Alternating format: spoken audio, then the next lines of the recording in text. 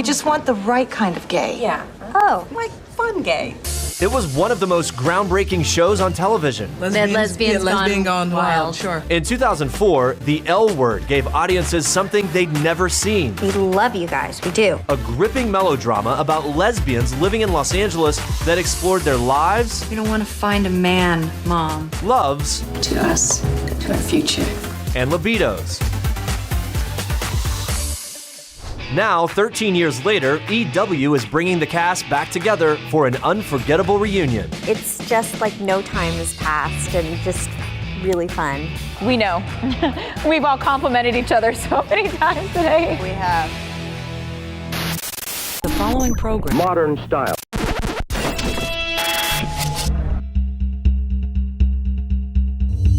Let's make a baby. Let's make a baby.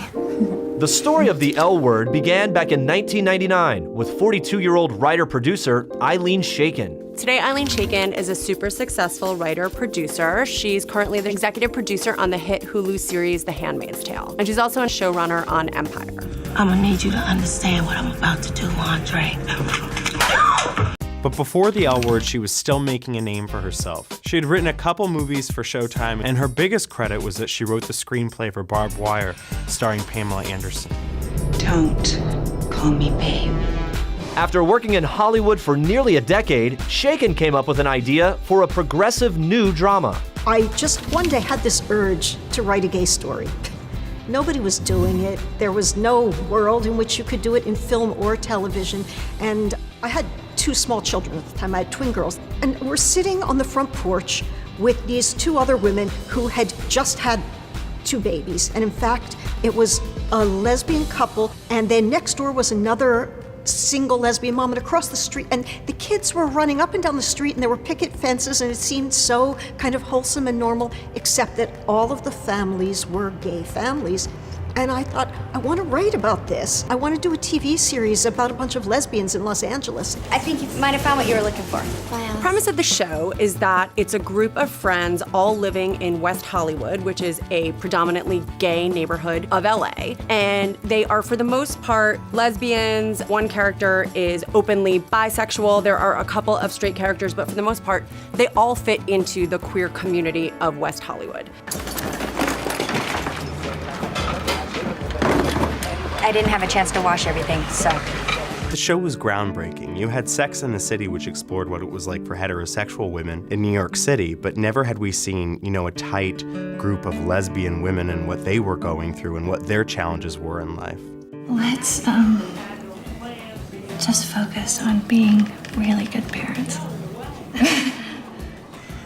It'll be a new kind of partnership for us.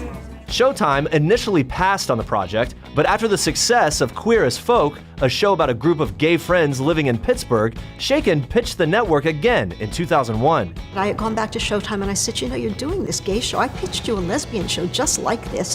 Why do the boys get to do it?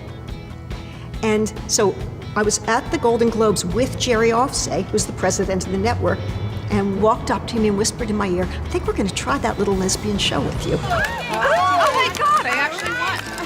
It was interesting because Jerry Offsay said to me, you're not going to get any stars. Nobody wants to play gay. And I said, I'm going to bet you right now that you're wrong because women are different from men. Actresses are different from actors. Actresses don't have all the same opportunities that actors do, and they're not thinking, God, this is going to ruin my career. I'm not going to star in some big action movie. They're thinking, this is a great role and a complex character, and there are so few for us. And so, who was the first person we cast? Jennifer-Beals. Here I am.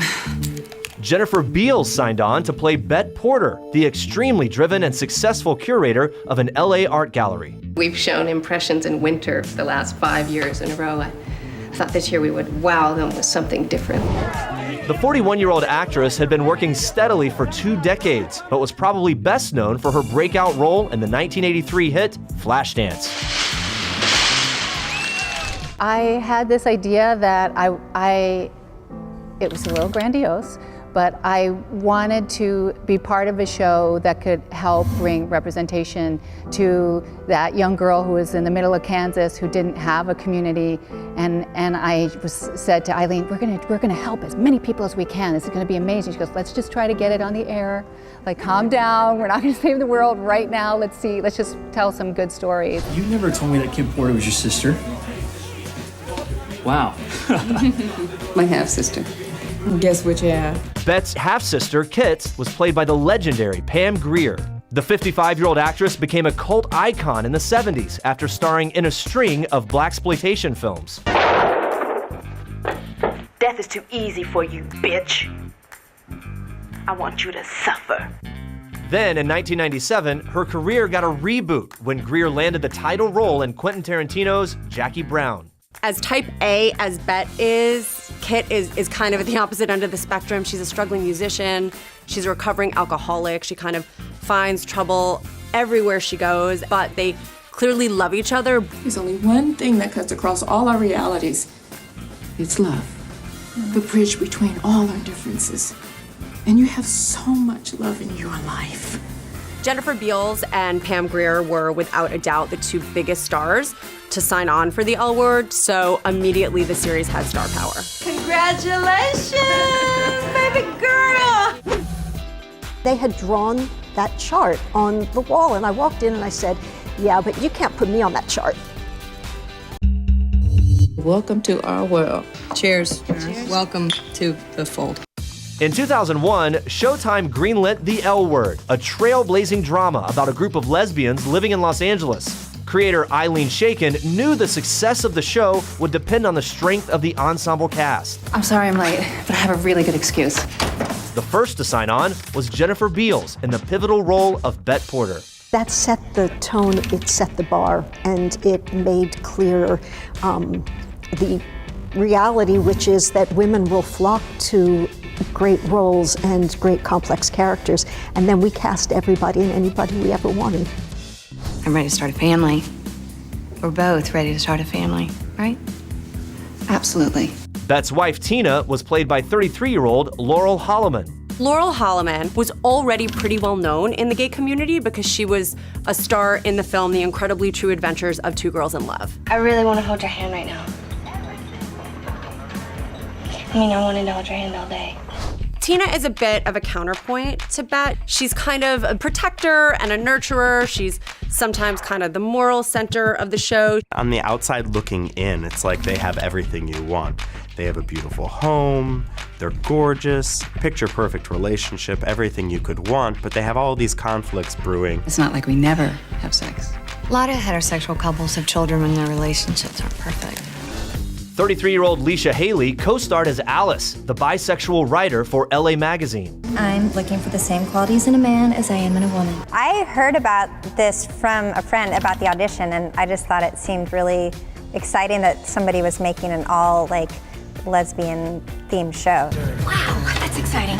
Alice is that friend that you just want by your side all the time. She is happy and positive and inquisitive, and she's kind of obsessed with just the way the world works and the way dating works in LA. She knows everything about everyone in this community, and she keeps track of who they've hooked up with, and she has this expansive chart where she can link everyone to each other. Crazy, yes, but not tidy. And it just grows and grows and grows, not only in terms of the number of people that are involved in the chart, but its importance in the show. Name any lesbian you know. I can link her to me in like 6 moves. Here's how we came up with the chart. I was in the writer's room. There was, 4 or 5 gay women on the staff, and some of them knew one another. And I remember that I went out to lunch one day, and I came back from lunch, and the chart was on the board. And it was because a couple of the women had started talking and realized that they'd all dated the same people, or they dated somebody who dated somebody who dated, and they were all connected. And so they had drawn that chart on the wall, and I walked in and I said, yeah, but you can't put me on that chart. And within 10 minutes, they had me on the chart. 27-year-old Moennig played the cool, confident Shane. Shane? Yeah. Hey. Shane's the resident hottie. She is a very popular hairdresser around town. She's the kind of person that all eyes are on her when she walks into a room. She shines her light on you for maybe one night, and then the next night she probably doesn't even remember your name, which only makes people want her more. You're beautiful, and I like you a lot.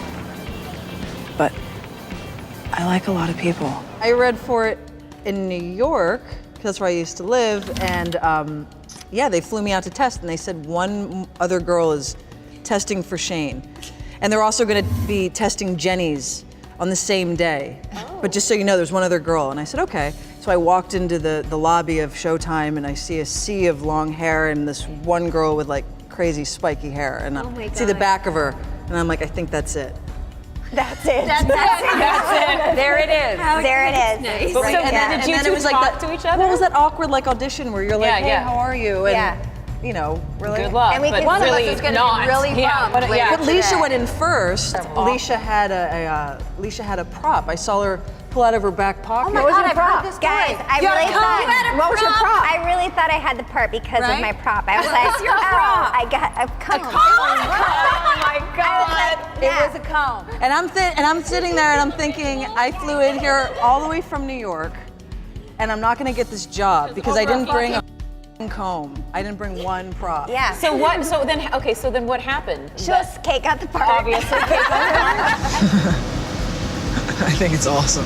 It was a miracle that we found Kate because she is Shane. I mean, she is exactly the character.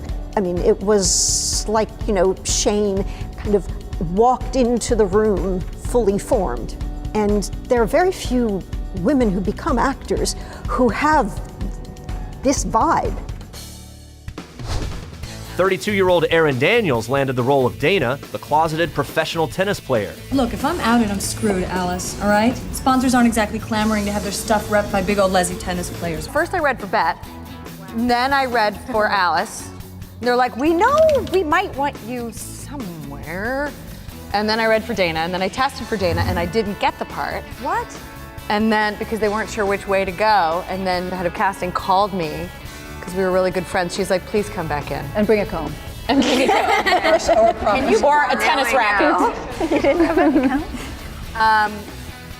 But they just wanted to see me do something different, so I went back in and tested again with a different group of people and got the job. Oh my God. Oh my God. Oh my God. 29-year-old Mia Kirshner was cast as Jenny, the character most fans love to hate. I let my friends think I'm out of my mind. Ugh. Jenny Schechter. She is probably the most divisive character on the show. In some ways, she is the viewer. She is the person that comes into the community to live with her boyfriend. She is, as far as we know, straight, as far as she seems to know, straight, and she moves in next to Bet and Tina and kind of gets swept up in their world. We're having a party tomorrow night. Oh, yeah? You and Tim should come. Okay. I'll ask Tim if he wants to. Definitely some of the details of Jenny's story were details that I took from my own life. It wasn't that the character was me, because I'm a little dark Jewish girl, and Jenny was written as kind of corn-fed and Midwestern, because I thought, you know, this is the access character. I wanted to tell the story about somebody coming into a world, and she would appear very accessible. This is a very interesting party. And when Mia Kirshner came in and auditioned, there was no question. I mean, the minute that I saw Mia walk into the room and perform that role, she was Jenny. I read the script and I was like, well, it's Marina. I'm going to play Marina. And I was like, I'm wrong for Jenny. Marina has a reading group. You guys met the other night. Hi, Jenny. Hey. And I don't want to read for Jenny. This is, I'm not appropriate for Jenny. And I didn't go in, and then my agent called me again and was like, they won't see you for Marina. Oh my God. Come on, I want to see you check me out. Marina, the owner of the local coffee shop, was played by 35-year-old Karina Lombard. Marina is part of this group of friends. She owns the Planet, which is basically like the central perk of the LWord. It's where everybody congregates there in the morning, in the afternoon. They're always at the Planet. Marina is incredibly sexy, incredibly worldly, and she's gay. And she sets her sights on Jenny. And Jenny hasn't been in town for maybe 2 days when she's making out with Marina in the bathroom. The LWord premiered on January 18th, 2004, and was an immediate hit with both viewers and critics. You know, lesbian's pretty trendy these days. You probably don't want to say that in a room full of lesbians. I think you might be right. I think being gay is very cool right now. Showtime responded by renewing the series for a second season after just 2 episodes, the quickest renewal in the network's history. The show had a built-in audience because lesbians were so excited to finally see a depiction of themselves on TV. It is powerful and confrontational. We had seen changes culturally, but to have a TV show depict something you could relate to on this level was huge. When the LWord premiered, the world was hungry for it, and it completely delivered. I remember just how immediately improvisational the show was and how brilliant all of these women were, just how much of themselves they brought to it. We had no idea. We were in a little bubble. We also shot yeah. in Vancouver. Yeah. So we weren't here, and this is before social media. God only knows what it would have been like if we had Twitter and But in Vancouver, we were in this little bubble, so we didn't encounter what a lot of popular TV shows encounter. Our concerns were where we were having dinner that night. Kate, do you remember our first kiss? Mia, yeah. It took literally 20 minutes. We couldn't even get close to each other. Someone said that dykes are the new fags. What do you think about that? I think people like to categorize things too much. In 2004, The LWord premiered on Showtime. The groundbreaking drama about a group of lesbians living in Los Angeles was an overnight sensation and soon became the most popular show on the network. It was so much fun and so thrilling when the show was on the air to go to pretty much any city in the country, and every Sunday night there was an LWord party in some bar. I could walk into a club and sit and watch the show with hundreds or thousands of women. There was just a lot of love and excitement and celebration. Representation is so important, and we had never been represented. The LWord really was such a cultural phenomenon. It opened up so many people's eyes. The most mainstream way, I think more so than I think any of us ever probably anticipated. Well, it's almost like the first time it was like training wheels, like, this is what lesbians look like when they drink coffee. That's true. It's what lesbians look like when, like when we get ready for work, and now we can, really live it out. That's what like art and entertainment do. It's supposed to broaden your mind. It's supposed to teach you something, show you something that you don't know about. That's the power. Makes you feel. That's the power of what we do. I'm Carmen. Hey, Carmen. Sarah Shahi joined the cast in season 2. The 24-year-old actress played Carmen, Shane's new DJ girlfriend. I mean, this is exactly where I want to be in like 5 years from now. I like a girl with ambition. My first day, I get cast in the show called The LWord for this character named Carmen de la Pica Morales. And by the way, the last name didn't come until like 6 episodes in. So I was just Carmen for the longest time. I get cast on the show. I'm telling my mom, I've got to move to Vancouver. I've got a job. It was my first series regular gig. And she's like, oh, LWord. What does L mean? I'm like, love. I don't know, it means love. And so I go up there and it's my first day and I get introduced to Kate. And it's like, Kate, this is Sarah. Sarah, this is Kate. So in this scene, Kate's gonna be going down on you. And I was just like, whoa. What? Welcome to the LWord. I want you to meet Moira. She lives over in Wilmette. Nice to meet you. In season 3, the series introduced Moira, an IT specialist who transitions from female to male. Jenny goes back to the Midwest, where she's from, and when she arrives back in LA, she's got Moira with her. And Moira kind of doesn't really fit with the group. She's a bit more rough around the edges, a bit more working class. She's not a girly girl, and most of the women in this group are. In the process of living there, she comes to terms with who she really is as a man, and we actually see her full transformation and struggle with this on the show. This is to inform all of my friends and acquaintances that from now on I'll be going by the name Max. There were a couple of women on my writing staff who talked about it, who said, yeah, my ex who used to be a lesbian is now a guy, and that is challenging to me in various ways. And when I listened to enough of those stories, I felt that this was really a part of our lives and our communal story, And it was time to tell that story. Moira, who soon becomes Max, was played by 29-year-old Daniela C. When I got to show up for this role, they were being a little mysterious to tell me that it was like a trans character. I kind of had an idea where it was going to be heading, but I didn't really know. And then I realized really quickly, like, wow, this is the first time this is going to happen in this way. And it was challenging because I was new to acting. If you think men are the enemy, then you and I have a problem. While some characters came and went, the core cast became incredibly close during the 5-year run of the series. For me, I just really wanted to be part of something that had a larger meaning. And I think what's so exciting about everybody working on something like that for an extended period of time is that not only do you form these incredible friendships, but you form these friendships that are also give meaning and purpose to this larger goal.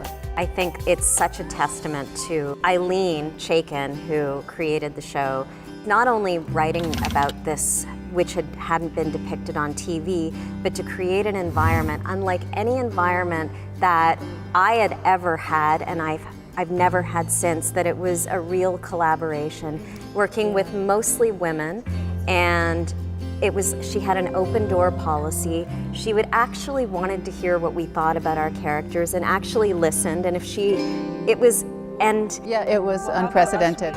So give it a try. I also want to say what about the show on a personal level is watching the evolution of the friendships on the screen was also the evolution of our own relationships. Very much so. Because some of us were living together. Yeah, oh gosh, that's right. You did. That actually affected what was going on to the screen.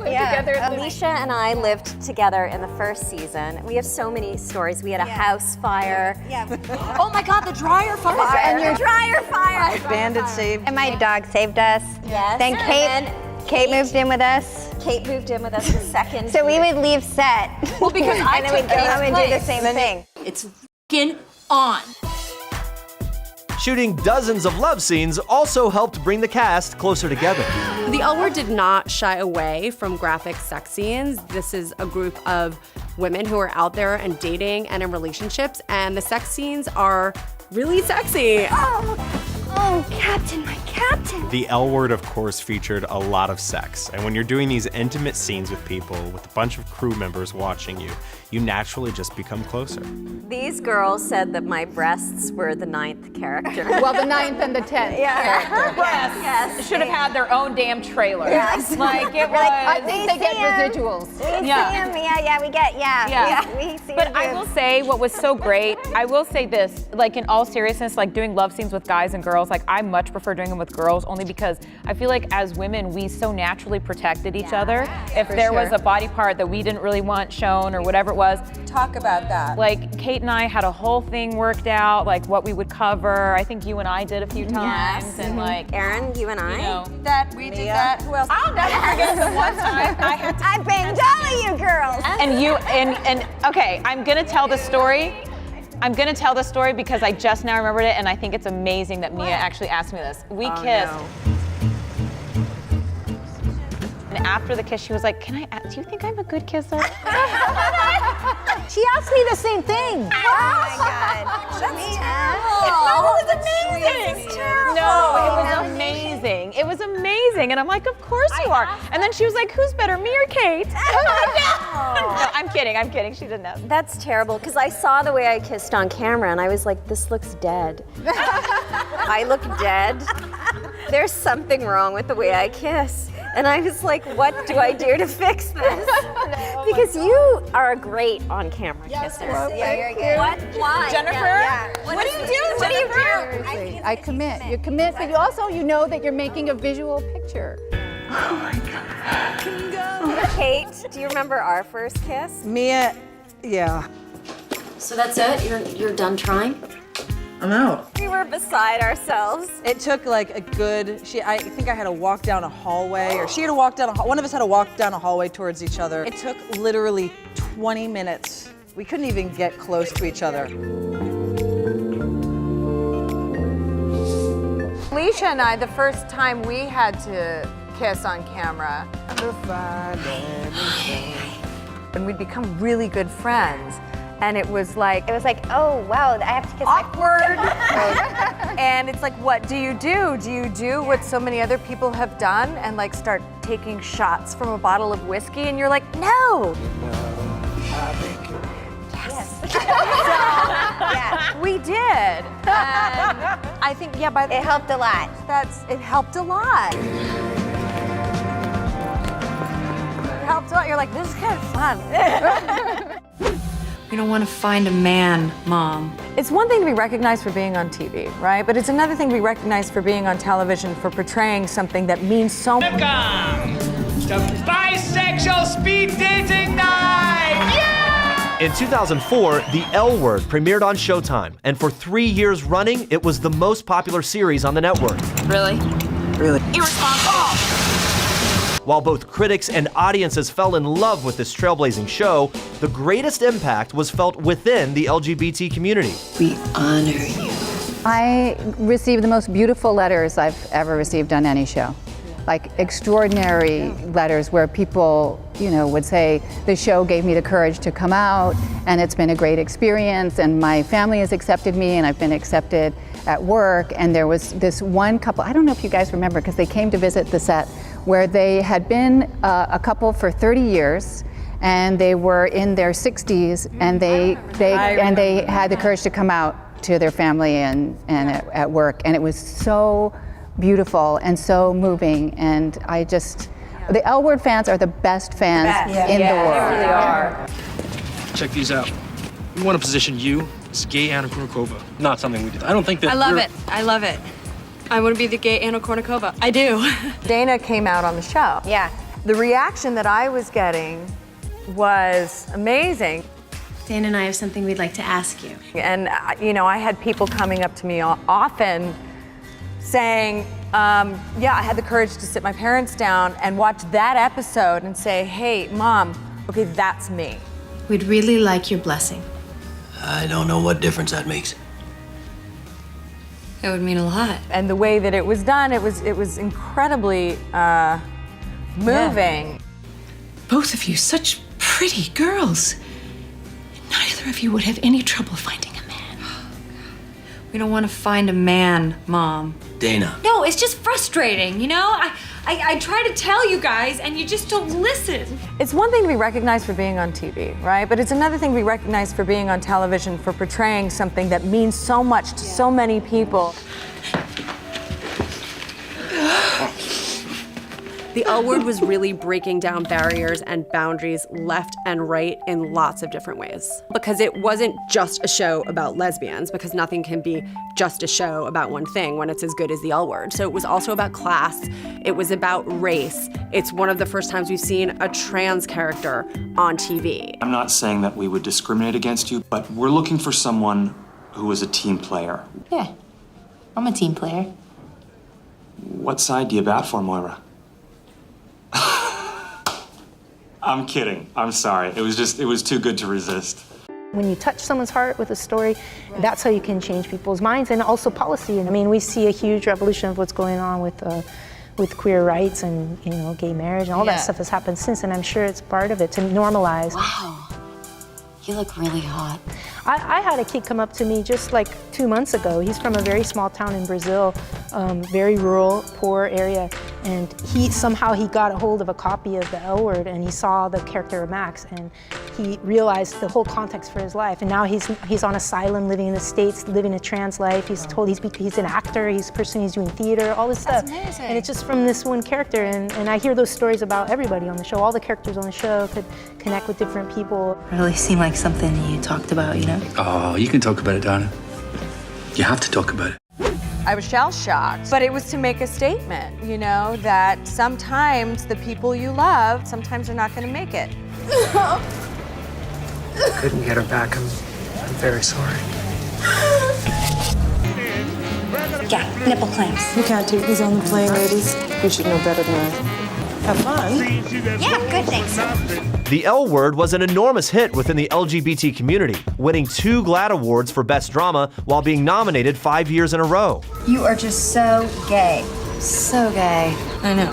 The The trailblazing series continued to explore lesbian life in Los Angeles, and sometimes that meant dealing with loss. She's a fighter, this one.